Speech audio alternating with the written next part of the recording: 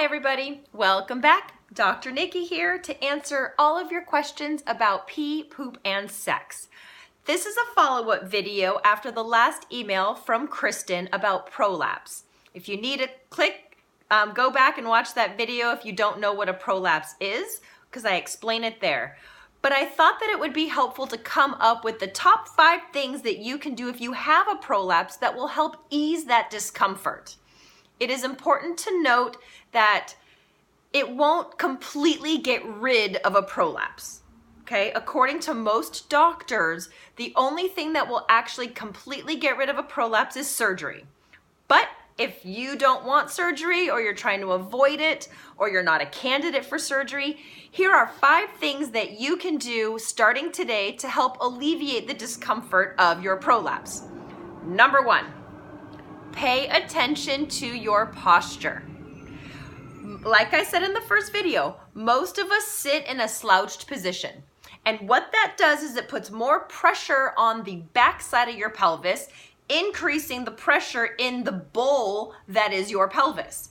So instead of slouching on the couch, roll your hips forward and sit right on top of those 2 butt bones, nice and evenly. So you're a little bit more in the middle of where that pelvis is, not towards the back, okay? That angle allows your organs to be put into the correct positioning that they want to be in, okay? So that's number 1. Number 2 is avoid unnecessary pressures in your pelvis. The 2 biggest causes for unnecessary pressure in your pelvis are, number 1, constipation. Number 2, breath holding. Constipation primarily affects the rectum in the pelvis. And when we have a rectum full of poop, guess where all that pressure goes? It pushes on all the other organs inside of our body or inside of our pelvis. So if you've already got weakened support structures in a pelvic organ, having, a ton of bricks in there all the time or 3 days without pooping is not going to help the situation, okay? So do your best to avoid constipation, eat your fruits and veggies, take your daily walk, maybe a supplement, talk to your doctor about it, but avoid that constipation because it really is an unnecessary pressure. The second unnecessary pressure is breath holding. We all hold our breath all the time for a variety of reasons, but primarily what I see is people hold their breath when they change positions or do something even remotely strenuous, like getting out of the chair, getting out of the car, reaching for something in the top shelf, opening a heavy door. More often than not, we and do something, or we're reaching and we're opening a door. Every that we do is putting pressure. Go ahead and do it right now. Go. Don't you feel all that pressure go down into the lower part of your abdomen and into your pelvis? And I bet if you have a prolapse and you go, you're going to feel that prolapse bulge a little bit. So what I like to teach people is to exhale. Exhale with exertions. Or another phrase is blow as you go. So basically in those moments of strain or exertion, you are going to, as you're reaching for the top, the plate on the top shelf, as you open a door, as you get up from a chair, the pressure that comes out of your mouth is pressure that will not go down into your pelvis. So the more you eliminate from the mouth, the less that comes out of your vagina. Plain and simple. It's a pressure balancer. So use your breath to your advantage and don't hold your breath as you move. It'll take a little practice, but once you get the hang of it, you'll get the hang of it. A third thing, again, another pressure builder, is we, especially as women, have been taught to hold our bellies in all the time. It's good posture. Well, I'm here to tell you, no, it isn't really good posture. It is another unnecessary pressure in your abdomen. So if you think about it, if you took a balloon and you put it in there and then you squeeze the walls of the balloon, it increases the pressure in there.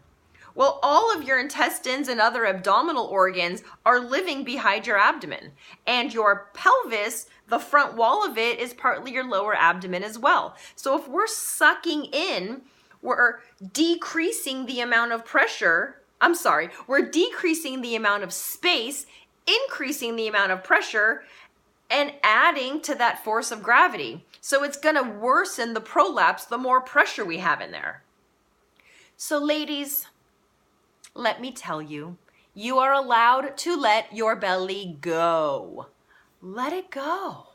I'm not saying be a total lump on a log all the time, but you don't need to hold your belly in to have good posture. Relax it from time to time. Nothing in the human body should be on 24/7. It only creates inflammation and muscle fatigue and therefore more weakness.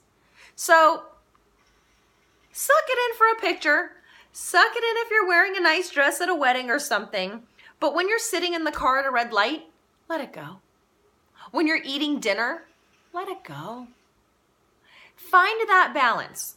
Okay? When you start to pay attention to the amount of tension that you have in your belly, you'd be shocked to find how many times you catch yourself sucking in. So pay attention to that, okay? The fourth thing that you can do if you have a prolapse is take a break from gravity. Lie down if you can. Like I said before, gravity is a force that doesn't go anywhere when we are in an upright position, sitting or standing. So it's really a nice treat if somewhere in the middle of the day or a couple times during the day, lie down in bed or on the floor. Put your feet up. Relax. Even just a 5 to 10 minute break from gravity in a horizontal position is a really nice treat for anybody who has a prolapse. And then fifth, but not least important, is seek out a pelvic floor physical therapist. Again, I know I might be a little bit biased because I'm a pelvic floor physical therapist, but I have seen a lot of people become very educated and understand their body and their prolapse much more because they have that one-on-one interaction with someone who's trained in the field. They can also review these posture techniques, review body mechanics, and assess your pelvic floor muscles, aka your Kegel muscles. Sometimes, a lot of times, those muscles can become dysfunctional and you might not be doing the exercises correctly. So why not seek out a professional that can train you correctly in how to do them so they actually can help you and you're not just wasting your time? Those are the top 5 reasons or top 5 things that you can do for a prolapse. If you have any questions about it or any other questions about pee, poop, or sex, email me, Nikki at theorganicpt.com. That's Nikki at theorganicpt.com. Have a wonderful day.